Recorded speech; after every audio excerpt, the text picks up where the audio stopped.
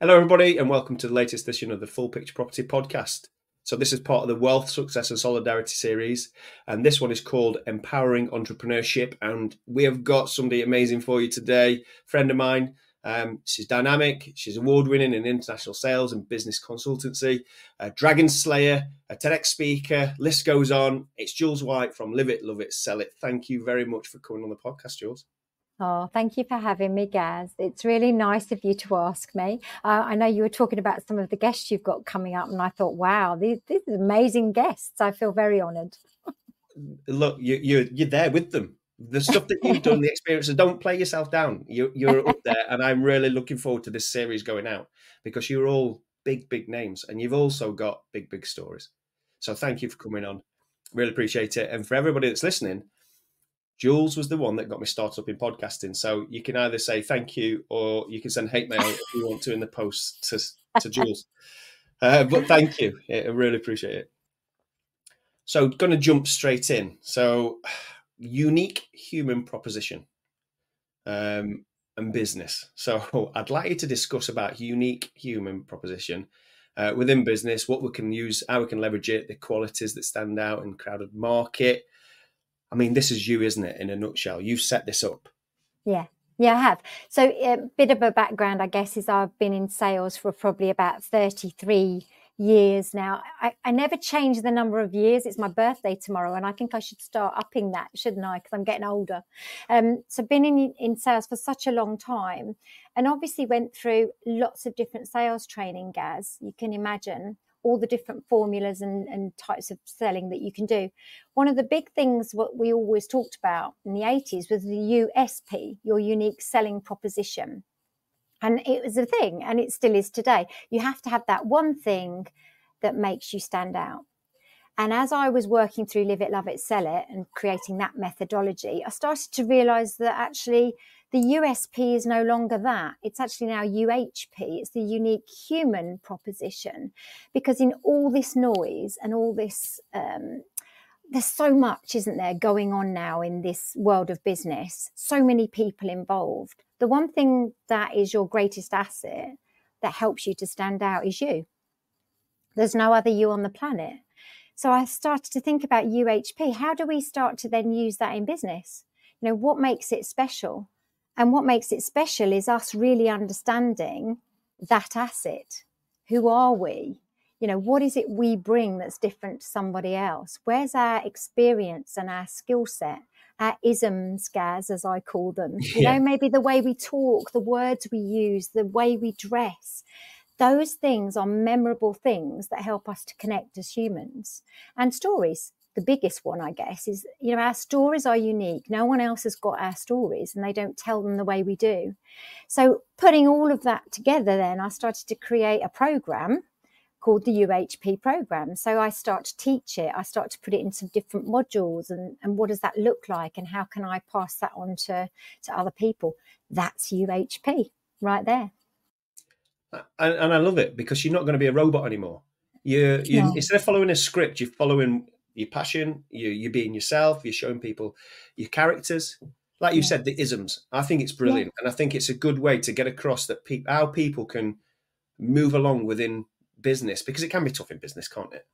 It's very tough. And I think there's a lot of people that will tell you about your uniqueness and the storytelling side of things. But often what they don't do is show you how to do it and start to help you to be able to utilize those skills in your business. And that's why I wanted to create something that just went that bit further. So I'm not just going to talk about UHP. I'm going to teach you how to do it and what it means to you, you know. So it was lovely. It was lovely creating it all. And it was so valuable, I thought, at the end of the day. Well, I think it's amazing, especially in a confusing world, that everybody can tell you, you need to be this way, you need to be that way, when actually you don't. Yes.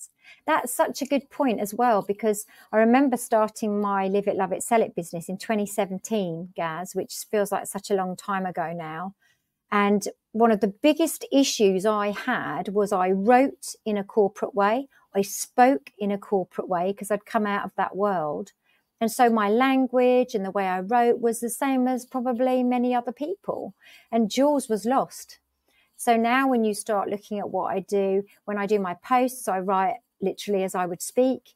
My book, Live It, Love It, Sell It, which I know we've talked about, that is written as I speak. And people say when they read it, I can hear you when I read the book, you know, sitting on my Yeah. shoulder. And I feel like that's the essence of UHP, is that you suddenly actually, you are really you in everything you then do in terms of your communication and your comms. And that's part of it. It's lovely. It's lovely. No, it's really good. And I will admit that the book is just here. If people can't see it, I'll get it out. For those that are, those that are listening on the podcast, just have a quick look on YouTube. Here we are, Live It, Love It, Sell It. You see my post-it notes in there to remind me. Excellent book. Keeps you safe, keeps you sane, makes you love yourself, makes you understand yourself. Ultimately, it gets you more sales because you're relatable. Yes. You're relatable. You're you. You're not a robot. You're not coming across as if you're trying to be misleading. You can just come across and then chat to somebody. Yeah, I love it. Thank you. Very true. Very true. I'm going to try and change tack now, because something that I really, really like is that you actually went on the Dragon's Den and you won. And you won, and Peter Jones actually invested, didn't he? So I'm really intrigued, And I think the big question that I've got is, how was Peter Jones in person? Before we even talk about that, how was Peter Jones? Very tall. I think he's about 6'7" is, I think, is how tall he is, around that. He's a very tall guy.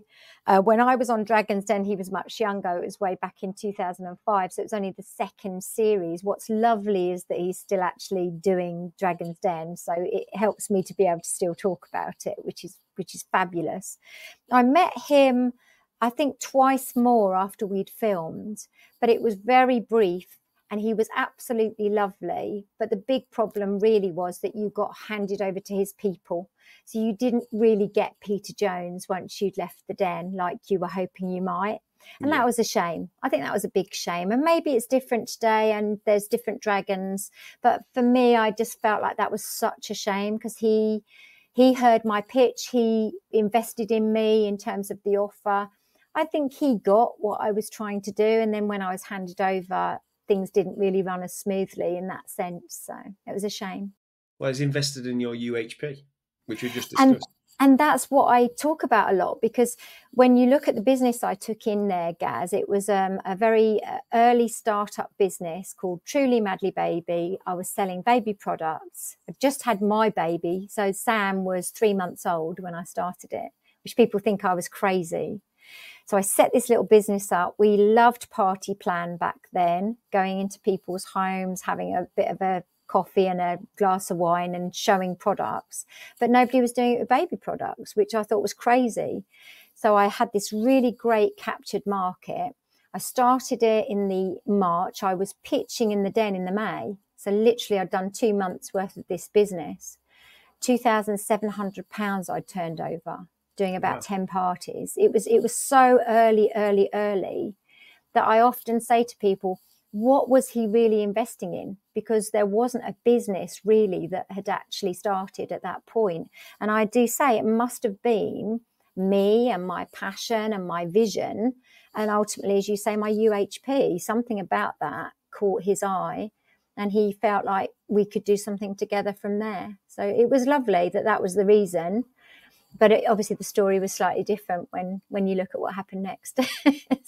Yeah, I sort of get it why they've got to pass it on to their team, because if they've got lots of things that they're investing in, then it's great. But again, it must have been slightly deflating, disappointing that you speak to him a couple of times when you think, great, I'm in now. I've got Peter Jones, and he can walk in front of me, massive as he is, and help you out. Yeah. So obviously the ultimate story is in my TEDx talk. So you can really get what happened sort of after the den in that talk. But we shook hands on the telly like a lot of people do, but we never actually completed the contract. So it wasn't the end of the business by any means. We went on and I ran the business for another 3 years after the den.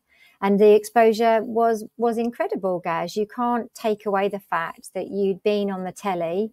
In those days, it was BBC Two, so it's probably a slightly smaller audience. It's BBC One now, so it's even bigger now. But I think that exposure definitely helped, but it never made me an overnight success like some people think it does. I still had to work really hard to build the business. And that is, you've hit the nail on the head with one thing, which is you've got to work really hard. But it's great that he's invested in you there. And one thing I really love about you is the positivity. The positivity. Yeah. So right there, you've just looked at the pros and the cons. Even though Peter Jones wasn't there, it's like, oh no, there's still some really good positives that come from it, the exposure. Definitely. Yeah. And I mean, I ran the business for 3 years. I took on another business partner. Year 3, we turned over £1 million in a very small boutique type business. You know, I am thrilled that we got that far. And also we had consultants doing the parties. There was 432 consultants across the UK doing Truly Madly Baby parties. And so, you know, to get that far and build that big, really from my back dining room when I first started it with £5,000, you know, it was really amazing. We had inquiries as well from America, Australia and Europe to actually start going into global territory. So, you know, this could have been pretty big, but sadly it did fall quite flat on its face. And ultimately that was because I was in the business and not working on the business. And there's a really valuable lesson, I think, for the listeners. So would you say the number one mistake that you could make in business would be working in the business and not on the business?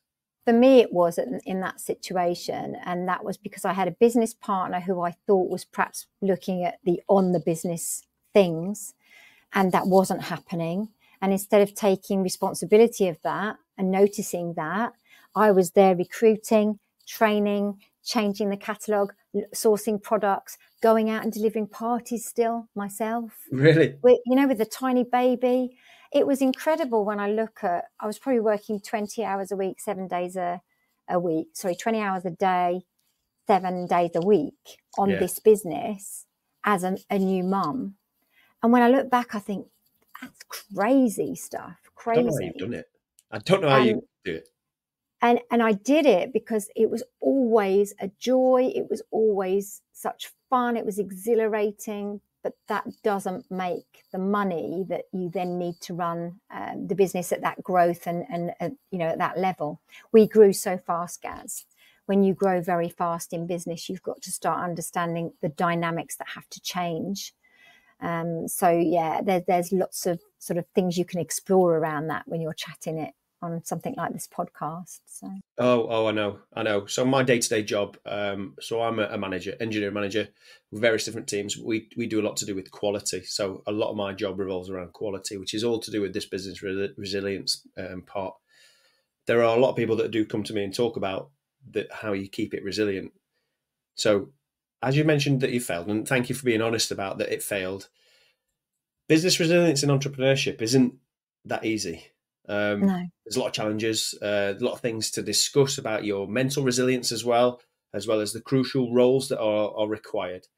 Can we talk about how you've learned from that and what you're doing like now in your current businesses to make sure that you're resilient? Yeah. I think it's a great topic because there's kind of business resilience and then there's personal resilience. So there's two things. The business is about the business plan and the business strategy and making sure that you're focusing on the right things. That's the boring practical stuff.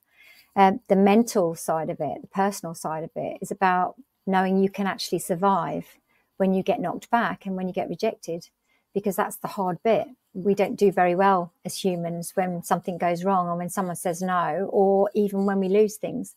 It's actually devastating. I think for me, what happened when I lost the business, because ultimately I was left overnight with no business anymore after all my success, and I was left with a bankruptcy on top of my head. And for me, that was the personal side of that was devastating. I was ashamed, completely and utterly ashamed. I was angry with myself, ashamed. I was embarrassed. There were so many things that was going on. What I learned, I think, when I look at it, I actually created a talk about it, which is called Bounce Back Ability. and Love it. which we love that word. I think it was used in football once. And so Soccer AM. and somebody turned round to me not long after I lost the business, and they said, yeah, but Jules, you've got bounce back ability. And I was a bit like, oh, I actually quite like that. I'm gonna take that and use it. So I created an acronym of bounce, because it's a bit too long to do bounce back ability, and I started to break down those letters into those key things that we need to be resilient. And at the time of losing the business, I was discovered I was pregnant. I then found out my mum had breast cancer. I then lost my baby. I then lost my marriage. And obviously I just lost my business. And that happened literally within 10 months. So you can imagine how I was feeling at that very, moment. very tough time, yeah. And my husband had gone, and he was still seeing, obviously, my son, and Sam was 3, I think, at the time.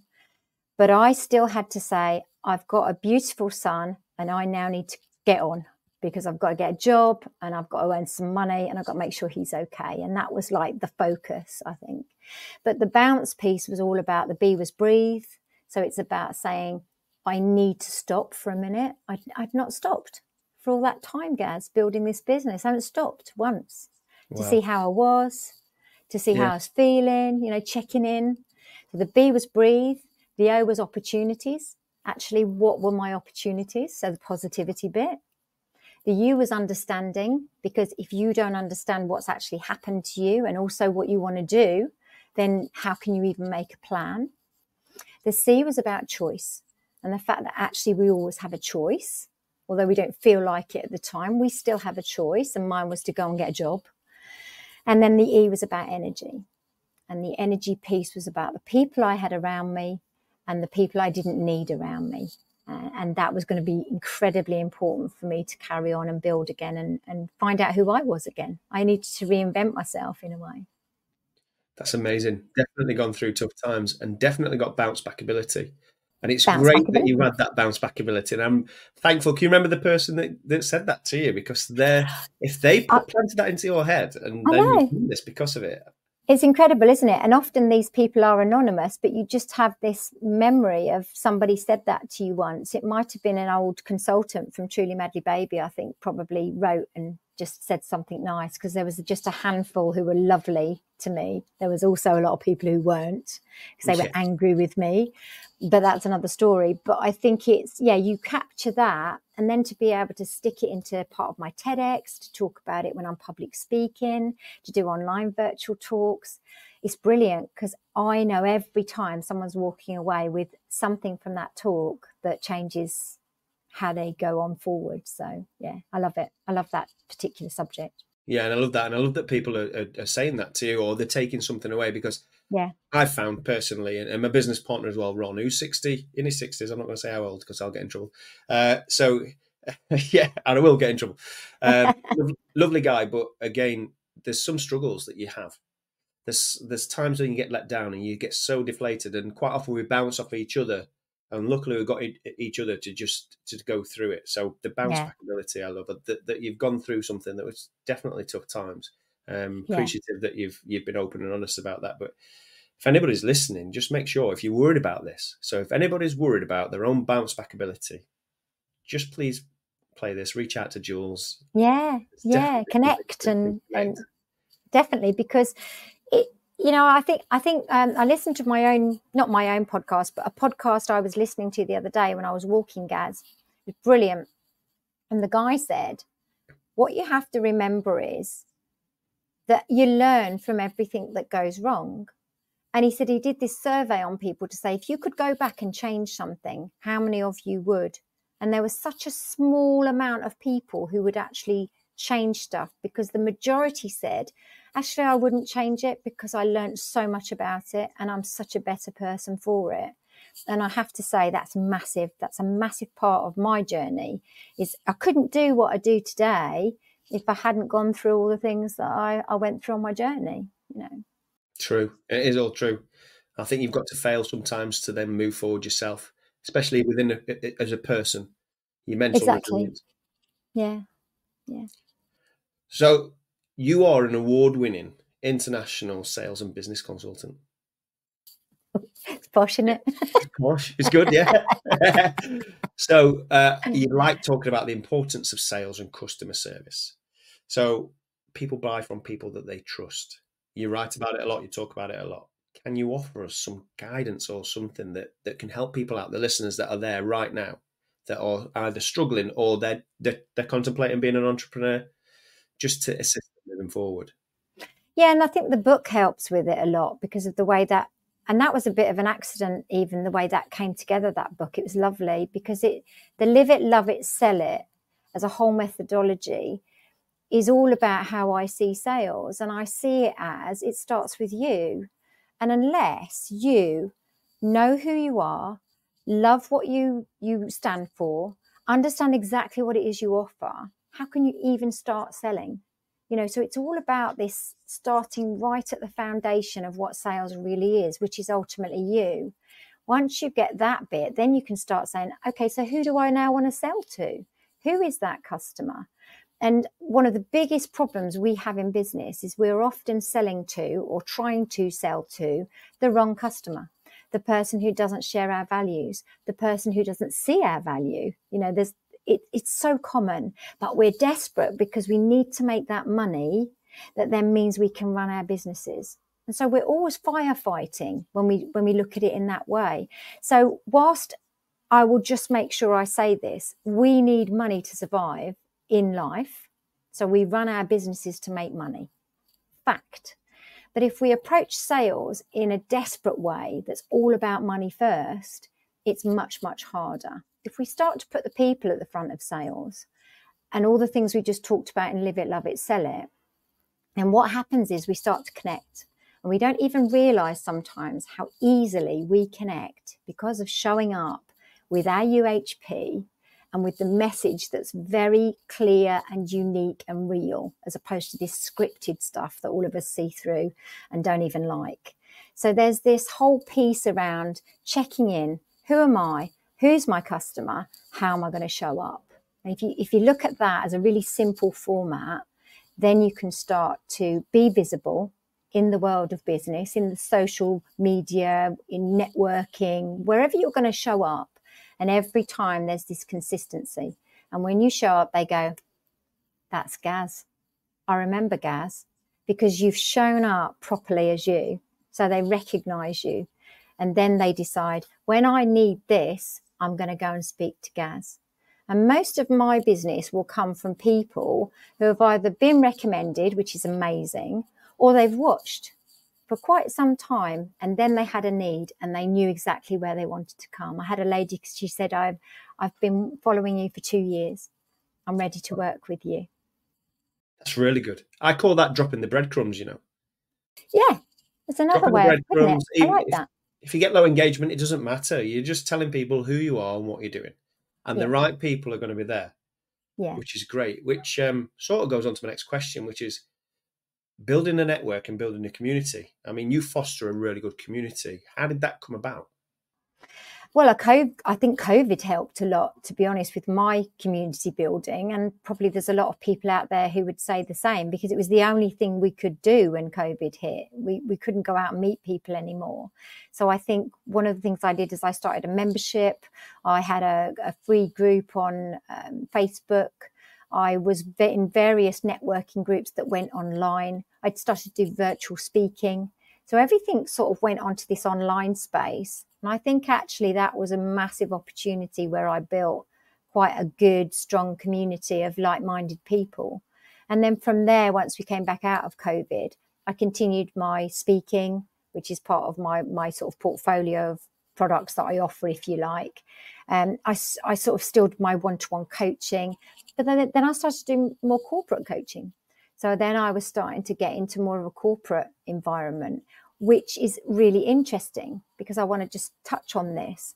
It earns you more money, but you then start to lose that community and connection piece, because it's a bit more about money and longevity than it is about the right people and the right values. And that I find difficult, because I do corporate work. I want to do corporate work, but I'm still always aware that I want to work with the right companies. I still have that discipline, if you like, of who I work with. And that building community piece is all around those same things, values, sharing values, and people who just get you. You just know when you meet someone, I think you just get a feeling, you know, like a gut feeling that this is my type of person. Yeah, I love that. I think it's great. And I do think the two go hand in glove. So when you're saying money doesn't, it's not necessarily putting the money at first. Sometimes you'll just to continue working with the correct people, you've got to put money first for a limited time. And it's a balance. It I is. love It that. And is. it's good to hear Yeah. that you're working with the people that you want to work with. Yeah, I think I'm far more selective than I've ever been. And that's because I've now built the type of portfolio, I suppose, that allows me to do that. And that's all, again, about a bit of strategy in my business as well. But I think there's also one other thing, just to top up the community piece. Don't think about building a community as building your customer CRM and the people who are going to buy from you. Don't think of it like that, because some people in your community will never buy directly from you, but they will be your marketing team and they will be the advocates who go out and tell people about you. So be really smart with the whole community thing. It's really interesting. You know, people think I've built a community, I'm going to sell to them all. Don't get caught in that trap. I totally agree. And I've been part of a few communities, and the communities I've been involved in have been a sort of collaborative community. We've not worked in the same niches. We've not worked in the same areas, but you go there to support each other within small businesses, and the small businesses will support each other. And what we try to do afterwards, if somebody says, well, I actually want, say, a painter or decorator. Well, I know a painter and decorator. Here's his number. By the way, I've seen the work he's done. And that's what we want to do. Yeah. I've got a small group of people in Lincoln that I do that for already. Some being very successful, some being startups, and it works and it's brilliant and nobody knows about it. No, that's good. It's good. And I think this is the important part of this human connection stuff. You know, that's how we operate as humans, isn't it? Yeah. I say nobody knows about it. They know about it now, but it's not advertised because I'm just, yeah, brilliant. So that's your live it, love it, sell it community, isn't it? Can people still join that? Yeah. I've got a Facebook group called the Sales Hub. So that's still open and I'm still doing things in there from time to time. I do my podcast, as you know, so I'm a podcaster too. So I've just started to do more of that again. I'm doing my speaking, and obviously there's then this little new project that I think we're going to talk about at the end of the podcast. So yeah, it's good. So we'll save that. So keep listening. Yeah, that's the cliffhanger. You've got to keep listening, guys. Here's the cliffhanger. Let's talk about your TEDx stuff now. So public speaking. Now, I've got more than 100 people that work for me, and sometimes even I find it tough to get up in front of them. And I do it every week without fail. They all come into a room. I do enjoy it, but there are certain times that you've got to discuss things and you just don't want to get up and discuss those things. But your TEDx, that must have been mental, because how many thousand people were there? So it was Brighton Dome. So there's actually a capacity of 1,600 people in there. So I think they were fairly full capacity that day. So 15 to 1,600 people were watching my TEDx that day. Yes. And you got up on stage in front of them all, going down, telling them all about your life story. I think it's amazing that you've done that. There is a little story behind it, because with TEDx, there's different formats. It's a franchise, so there's quite strict rules to how you run and have a license for TEDx. So you'll see them around the country, and people might have a TEDx where you've got an audience of 100 people, and other people will have the big Brighton Dome audience, which is one of the largest in Europe. And I met the curator of TEDx Brighton at an event that we were both speaking at. And he said to me, we have such a lot in common, let's connect. And at the time, I did not say to him ever, I would love a TEDx talk. And I did really want a TEDx talk. You know, it was like, how cool would that be? Yeah. But I never said to him, because I thought, he's not going to pick me if I ask him for one. It's just not going to work. And then 7 days before TEDx Brighton 2018, I had my ticket to go and sit in the audience. And he texted me, and we'd been in touch about sales and marketing stuff, and it was great. We had a lovely relationship. And he said, you have 7 days. Are you in? And that was the message. 7 days? you have 7 days, are you in? And I thought to myself, what does he mean? And then I realized he meant to have a TEDx talk at this event the following week. So I just put yes. And I thought afterwards, what am I ever going to do? What am I going to talk about? I've got no time to prep. This is going to be the most scary thing I'll ever do in my life, kind of thing. And 7 days later, I stepped out onto the stage at Brighton and I told my story, because that was all I could do. I couldn't really prep a full-on talk per se. So I told my story, and I had 14 minutes to do so in front of 1,600 people. You would never tell that you had 7 days to prep. You wouldn't. Well, that's very sweet of you. No, no, it's good. What I love, though, is that when you've been open and honest about things, about how important it is to tell your story, and massive, yeah, and what yeah. that meant to you. So, I mean, personal growth must have been amazing. Yeah, and also when you do a talk, storytelling is critical in a talk, because it's how we connect to an audience. But the other part of public speaking, and if you're a keynote speaker, you've got to know what the audience are going to walk away with from your talk. It's the most important thing. Public speaking isn't actually about you, it's about your audience. And this is the big thing. So to want this TEDx, if any of the listeners are saying, I really want a TEDx, you should always be thinking, well, actually, what do I want to share with the audience that's going to change something for them? Not me wanting to share my story because my story is great. And so to just share my story the way I did, I was panicking, thinking, actually, I've also got to make sure the audience gets something from this story, because otherwise I'm just telling them my story and so what? And actually what we were able to think about, and I say we because my son at the time, who was super young, he was about 13, I think, he sat with me and I said, I know what I want to say. I know what I want the message to the audience to be, but I don't know how to end it. And he said, I've got it, Mum. I know exactly what you need to do. And he wrote it down for me. And he said, it's a post you did the other day, Mum. I saw it. This is what you should say.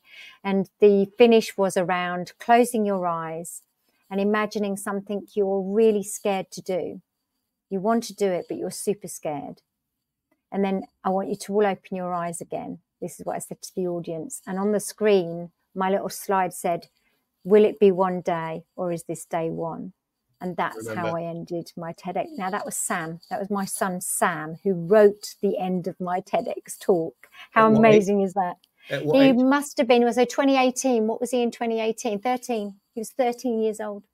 Yeah. Good on him. Well and done. It was wonderful. And so there were other bits I put in for the audience in the talk, but that last bit was all about, what are you going to go and do now you've listened to this, kind of thing. And it was magic. Honestly, it was so magic, considering it was like 7 days to prep. I was so happy to do it. Yeah, I again love that. I think the biggest takeaway from that is how you make your audience feel. How are you going to impact somebody's lives? And this leads on to sales as well. Everything that you say within your book and within your communities is, how can you impact somebody for the better? And that'll just make them want to work with you. Yeah, definitely. I mean, the big thing in sales is step into the world of your customer so that you show them that you understand what they want to buy, not what you want to sell them. It's got to be the only way that you approach this. Yeah, it's amazing. And I saw something recently from Jordan Belfort. So he's got the famous film, Wolf of Wall Street. Yes. But when you actually listen to him separately, he says similar things to what you've said just then. You need to make sure that you're relating to your audience. Yeah. Obviously, it does it a different tact, completely different tact to what you do. But it's just the same. It's just the relatability to your audience, but making sure you're selling to the right person. I'm a super patient salesperson because I just don't believe in pushy. I can't be doing with it. It's been a tactic used and trained into me all my life, and I won't entertain it. I'm like, patience is the key for me, because people will come when it's right and it's the right time for them, and you're selling the right thing for them and you're the right person, it will come. And I do believe in patience. And most sales trainers just don't even understand how I can say that as a sales coach. But I will. You might. Well, I don't think you'll dislike it, but sometimes I know you won't dislike this because you do sales the correct way. But sometimes I don't like the neuroeconomics of things. I don't like the reason that people are getting in there and they'll say the same. I saw somebody say the same story and they cried at the same point. And when somebody went and approached them afterwards to talk about their story, it was, get to the back of the room and buy my product. They didn't want to engage afterwards, which to me just says they're not a people person. They're just there to work on neuroeconomics. They're there to get into your psyche, to think that this person is relatable. But ultimately, they want your money at the back. Yeah. You're different though, Jules. So that's why I'm happy to say that, because you've just been amazing with all the stuff. And I mean, it's about 3 years ago, I think, that we first connected, and that's when you helped with my podcast, and that's when I got your book. And for 3 years, I still refer to it, and I still go in there to understand me as a person, but also just make sure that I'm being a good person when I'm engaging. So yeah, nice. Thank you. Thank you. No, thank you, because it's important. You know, you're the reader, so for me, that's brilliant. It's really good, and it's helped me. It's helped me with the future of where I'm going to go within my business, choosing the right business partners. So there's people that I have aligned with in the past, and then afterwards I've decided, not necessarily that they're bad people, but we're just not going to work together. We're just not there. And it's helped me form the way that I'm happier myself working. And there's a courage attached to that, Gaz, when you start to look at who you want to collaborate and work with, and then ending some of those relationships, because like you say, it's not personal. It's not always personal. It's just that in a business sense, it's not going to work. And there's a courage in that. And I think everybody should be aware of that it's actually okay to be courageous in business. Yeah, and it doesn't mean that it doesn't. I still think about it sometimes of why I'm not working with them, and are they okay with it? And I think they came to the same conclusion sometimes, but it's still, they're my friends. Yeah, exactly. And you become friends. Yeah. Whereas there's other ones that have been very corrupt, but I'll a different time. We've all met some of those. We've all met some of those. Oh God, it's mental. It's a mental world out there, and that's the whole premise of this. Is the wealth, success, and solidarity is to bring it out there to show that it's not that easy. There are some people out there that aren't good. Don't chase the shiny penny, as you said. We often say that within my little close circle that we've got. Don't chase the shiny penny, but help people out. It's scary what people will do. And I've seen people fleece. I've seen somebody lost. Well, they joint ventured with somebody, and they never put any money in because they were supposed to be the expertise. They never had any expertise. £50,000 lost. £50,000, the entire life savings. So please don't. If you're listening and you're thinking about it, don't chase a shiny penny. Sometimes it is too good to be true. Yes, sometimes do follow it, but don't. It's not the shiny penny. It's the opportunity and the people that you work with. Yeah, think about the bigger picture of it, I think, is the key, isn't it? Yeah. Yeah, and there's some good things out there. Yeah, a lot of good things. Yeah, definitely. So the future is bright. Looking at innovation in business as well for the future. What do you think the landscape's going to change to and look like in the future? I think I'm a little bit scared in a way about the future of sales, because there's so much now which is being driven down an AI route. And I think AI is an amazing subject. I think it's not one to be feared, but I think it's a very dangerous place, and it can just be used in the wrong way. I think if we could create AI hand in hand with human in the right ways, then I think it will be super exciting for us in the future. But with sales, I'm seeing lots of AI tools to create pitches, to create conversations, to create cold call messages, and they might well be quite clever, but you can tell straight away what they are. And so you're taking the human out of this whole sales process. I want to think that in my lifetime, we still need humans to sell. So that's what my biggest wish is, that however much we develop in tech, which we should and we can, and it's lovely, that we just keep the two working hand to hand. I would love that. Some people think I'm ridiculously silly thinking we will, but that would be my wish, I think. And you may well stand out in the crowd if you still sell as a human rather than through some of these other routes, to be honest. So that's what I was just about to say. Everybody's shifting to the right.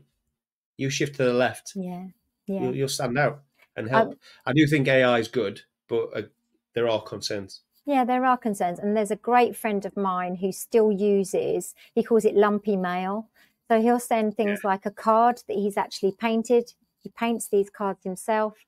He'll put you a handwritten message in it. Then you'll have this little QR code to scan. And when you scan it, you get a little sound bite, which he's recorded for you. And for me, that's combining all of the amazing tech we have with the human. It's super clever, and it stands out. It stands out a mile, and you remember it. So always just be thinking about the creative side of how we can show up, I think. Yeah, I think that's what AI will miss, and it's not going to get there. And also, if you put rubbish in, you're going to get rubbish out with AI. Yeah, definitely. You can't just second guess at it. So there's a lot of people out there that are teaching courses saying AI can do all this for you. It can, as long as if you've got the background, the foundational knowledge to then put in to get the best out of what you're going to do. But it still takes it from the human. You've got to have that human interface. Exactly, yeah. And that, my friend, I must mention, is Angus Grady, because I think if you are listening and you look him up, he's such a great little advocate for that human stuff. So yeah, check him out. Yeah, I love it. Lumpy mail. Lumpy mail. So we talked about the future stuff there. Yes. You've got some future stuff. Can we talk about? Can I? In fact, I'm going to let you name it. It's one of the best names I've ever heard. And as soon as you hear it, it's one of those that you think, I think I know what that's about. So it's called Floofspill. And anybody who has a dog, particularly, although floof can be referring to lots of furry animals, but dogs particularly, if you're a dog person, we call our dogs the floofs. I have 2 toy miniature schnauzers who are amazing. And what I really wanted in the portfolio was I'd got to a point where I needed to have what I call a joy project. So not something that I put myself under pressure to make loads of money with, but something that I just love doing alongside the work where I'm working pretty hard and using my brain power. And again, think about this, it's retail. And where did I start in Dragon's Den? Truly Madly Baby, which was retail, selling baby products. So now my son's 19. He's a bit big now. I'm not really into the baby market anymore, but I have dogs and I adore my dogs and I am a dog owner, and the floofs have to be represented in the online space, not just as a little shop, which I'm loving picking some fabulous products for, but as a community. So we have Floof Friends, so you can fill in the form on the website and send in your dog.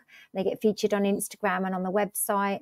We've got Floof Favorites, where we're looking at dog-friendly products and services. And the most exciting thing, which is what I said to you before we went on air, Gaz, my problem is I start going off on a tangent with these things. We did the branding for Floofspill, which I love. I just think it's fab. You can look it up, but come and follow us anyway. And Gaz will give you the links. And in that, my designer made a pattern, all right? As in, a background pattern of little dog bones and the FV of Floofspill, bit Louis Vuitton, but FV. And all of a sudden, I said to myself, I could create an exclusive collection of Floofspill products, all branded in this pattern. So blankets, dog towels, mats for under their bowls, all in the Floofspill branding colours. How about really that? Good. You can see how passionate you are, and I love it. And I'll definitely share this. So give me the links afterwards. Give me QR code. Give me whatever you need, and we'll do it. I will. In fact, during this, when it's going out, anybody that's watching this live on YouTube, or say live, anybody that's watching this on YouTube, there will be pictures. So there's going to be pictures. Yes. Yeah, amazing. And so it's just fun. I'm under no pressure with myself to earn millions. But if this just takes off and earns a little bit of money but gives me great joy, honestly, I recommend everyone has a little joy project in their portfolio when they're working as an entrepreneur. That's really good. And that's a really good top tip to finish on. Would you say that is your number one top tip? I've got lots of top tips, Gaz. That's a bit of it's a bit of a good question, that one, isn't it? But I do think I've come to realise this is my 7th year in my second business, and this has been an amazing journey and a much more sensible journey than my last effort. I think there is real mileage in having some joy in what you do, because it is the stability that just keeps us going and motivates us. So if your main core business is stressful sometimes, it probably will be, but just think about what else you could do that just gives you real joy, that connects back in. And for a sales coach to have a retail website it's pretty amazing because I'm walking the walk, you know, so it connects beautifully back to live it, love it, sell it. So. Oh, that's amazing. And on that bombshell, thank you very, very much for just coming onto my podcast. You're big in this industry. People can reach out to you, can't they? Yes. I'll give you the links anyway, but I'm usually on LinkedIn for sure. So if you connect on LinkedIn, you could probably find everything else you need on there. So Jules White. Amazing. Live it, love it, sell it. Yes. It's also I like to put credit where credit's due. Award-winning, international award-winning. It is. Thank you, Gary. Yeah, brilliant. Thank you very much for coming on. Thank you for as having usual, me. everybody, please like, follow, subscribe, because there'll be lots of things coming out. I'm going to be doing some sound bites of everything we've discussed today. So just some of the key pertinent points, the key stuff within business from an expert, which is Jules White. So thank you very much, Jules, and thank you everyone for listening. Thank you.